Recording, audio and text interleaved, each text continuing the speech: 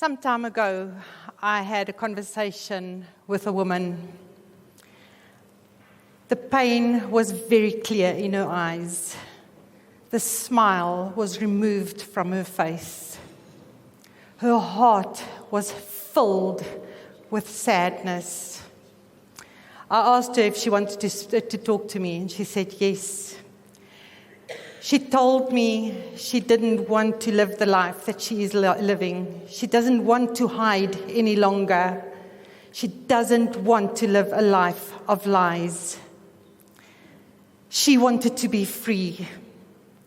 She shared with me how she lived in a relationship with a narcissist, where she was suffering from abuse, emotional, verbal, physical, sexual. But she didn't want the rest of the world to see it. She was living in fear. When she was diagnosed with cervical cancer, she walked the path alone. And then she found out the narcissist had been cheating on her all along, just like her first husband did. She didn't want to carry on like that. She got out. She was broken. She didn't know what to do with herself. She no longer had any confidence.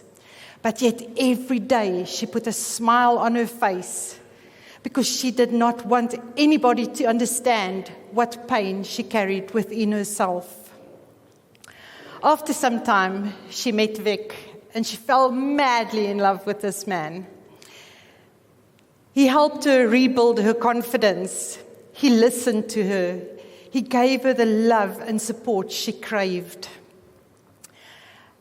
About 20 months after they met, they got engaged. And a year later, they got married. She was so happy.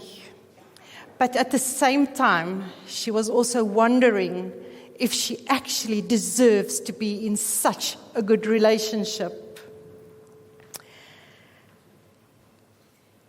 People often refer to her and Vic being joined by the hip because they did almost everything together. He helped her to overcome some of her fears. With his support, she was able to face all her challenges. But then in November 2019, she arrived home to find that he had taken his own life. Her life was shattered. How would she go on without the love of her life being around? She didn't know what to do with herself. She then learned about the stages of grief, but that was not easy either, because just as soon as she thought, I've got this, she would relapse again. She had to carry on, though. At that point, I walked away from the mirror. I could not look at myself any longer. I could no longer see the pain in my own eyes. I was still here. I was alive. I needed to live. One of my favorite quotes is, aspire to inspire before we expire. Yes, I've got it tattooed on my arm. And that was when I decided that's what I want to do. I want to show people that they too can move forward after trauma and grief. My life had changed, completely changed. But how do I deal with all the changes? I needed to take control of me. I have lost my husband, my dearest friend. I've lost his family in the process and my friends. But I'm not going to lie down. Vic's last words to me were, please forgive me. And I did. I forgave him. I forgave everybody that hurt and harmed me. But most importantly, I forgave myself. It brought me freedom.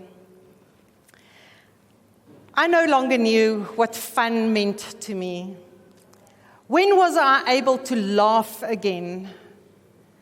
Life was difficult and hard without laughter and fun, but I had to bring it back into my life.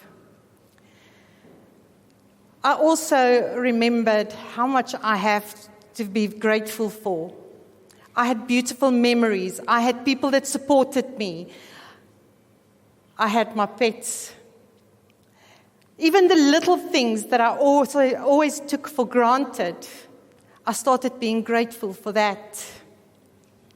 I set myself a parkrun goal. I wanted to do 3 goals in one day, a 250th, a 200th, and a 100th. I did it barefoot on a trail. Then I did the firewalk instructor training, where I really pushed my limits. I did things that I never imagined myself doing. I got my confidence back. I started believing in myself again. I was free. Find your tribe. It's been so clear to me. It is so important to know who are the people that we surround ourselves by that support us no matter what. Let go of the negative people, the toxic people, and find yourself. I am Diana, and I thank you for being here.